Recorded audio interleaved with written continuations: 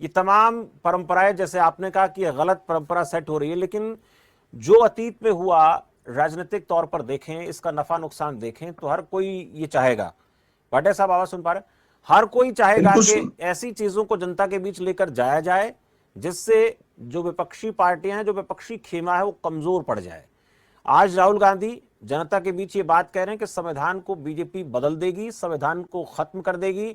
अब उसी की काट के तौर पर, हालांकि बहुत पहले इस काम को शुरू बीजेपी ने कर दिया था, पर राहुल गांधी मुद्दा लेकर आए, अब और जोर शोर से मंचों से बात उठा रहे हैं, तो बीजेपी और खुलकर 75 की याद कर रही है, 84 को याद दिला रही है। क्या ये चीजें जो आपने कहा कि सकारात्मक सियासत होनी चाहिए थी, उससे दूर हिंदुस्तान को लेकर जा रही हैं? और ऐसा होगा तो फिर वैसा भी होगा ही होगा। नहीं, बिल्कुल शमशेर जी, एक चीज जो भारतीय जनता पार्टी के प्रवक्ता कह रहे थे, ये पार्टी का कार्यक्रम है, वो बिल्कुल गलत बयानी थी। मैंने आपको भारत सरकार व हरियाणा सरकार द्वारा जारी विज्ञापन, प्रकाशित विज्ञापन 25 जून वाले भेजे हैं जी। आप वो चला सकते हैं।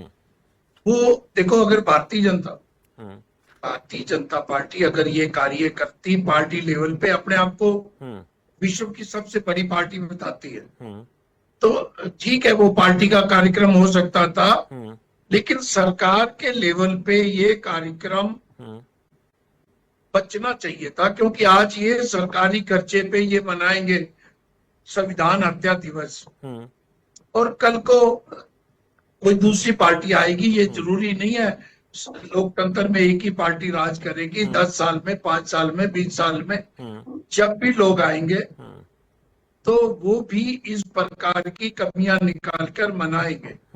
हम जैसे जैसे विकसित होने की बातें कर रहे हैं, 2047 में हम विकसित हो जाएंगे, लेकिन मुझे नहीं लगता 75 सालों में, और खास तौर पे पिछले कुछ दिनों में शमशेर जी अगर हम देखेंगे तो सारी सिस्टम डिल्यूट हुई है, करप्शन बढ़ी है, गुंडागर्दी बढ़ी है, बिजली, सफाई, जल भराव, हर चीज पे जो हालात है वो अच्छे नहीं है।